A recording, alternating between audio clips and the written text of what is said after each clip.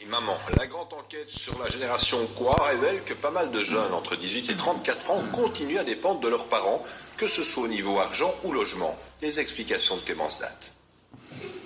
Il est 17h, Marie a terminé sa journée de travail. Comme chaque soir, elle rentre chez elle, mais Marie ne vit pas seule.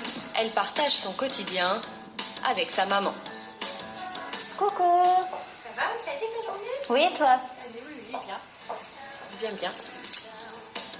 Marie a 25 ans, elle est diplômée en histoire de l'art et communication. Elle travaille depuis plus d'1 an, mais elle vit chez sa maman. Une mère qui participe encore à la vie active de sa fille. Je ne reçois plus d'argent de poche comme quand j'étais étudiante, ça non. Mais clairement, je suis toujours logée et nourrie à ses frais quelque part. Je ne paye pas pour ça. Et quand j'ai des dépenses assez importantes ou quoi, elle est toujours là pour me donner un coup de main. Par exemple, elle paye toujours pour ma voiture, l'assurance, tout ça. Donc, je suis quand même aidée, même si c'est plus de l'argent de poche régulièrement reçu. Ce choix, elle l'assume complètement, car si Marie vit toujours avec sa maman, c'est parce que sa situation ne lui permet pas pour l'instant de prendre son envol. Elle est à son 2e CDD et elle ne sait pas où elle travaillera dans quelques mois. Sa maman, elle, n'est pas pressée de voir sa fille quitter le nid familial. 25 ans, c'est pas encore excessif ton âge. Je trouve que c'est encore dans la normalité des choses. Si elle était, j'ai pas, une trentaine d'années, ce serait peut-être différent. Mais là, moi, je trouve que c'est encore... Puis comme ça, je profite encore un petit peu d'elle, donc c'est sympa, oui. Ce soutien, qu'il soit matériel ou financier, est primordial, principalement pour les étudiants. 3/4 d'entre eux disent recevoir chaque mois de l'argent de leurs parents. Un transfert financier qui concerne aussi 45% des jeunes chômeurs et 18% des jeunes travailleurs. On a eu un effet de la crise, notamment, qui a joué autre chose depuis les années 2000. Donc il y a cette augmentation du coût de l'immobilier en Belgique qui peut freiner. Ce n'est pas rare aujourd'hui, soit d'être coincé chez ses parents parce qu'on n'a pas la possibilité de prendre son indépendance, ou soit parce qu'on se dit c'est peut-être un peu mieux de mettre un peu de côté pour pouvoir assumer plus tard un emprunt. Margot et Apolline sont 2 sœurs. Elles se sont donné rendez-vous dans leur maison d'enfance, mais elles ne vivent plus ici. Margot a 25 ans. Elle est diplômée du conservatoire en piano. Elle est musicienne et vit dans une colocation depuis 1 an.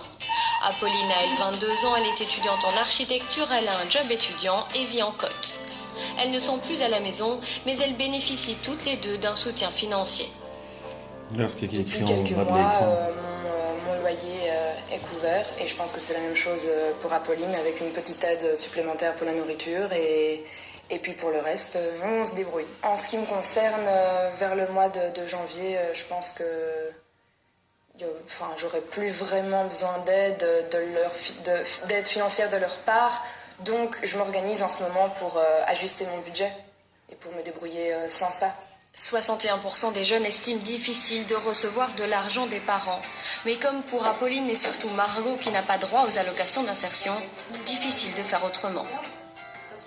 L'État prévoit que nos parents soient là. Donc c'est pas une option. Ces gens, ils ont prévu, nous ne vous aidons pas dans la...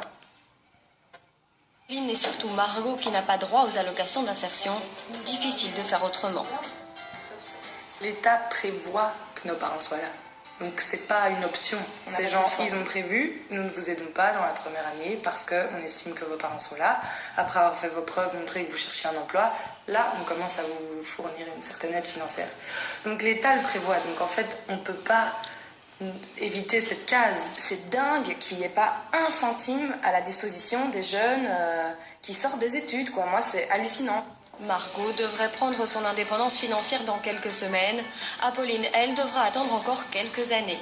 Quant à Marie, elle n'est pas pressée, mais elle espère prendre son envol dès que son emploi se stabilisera.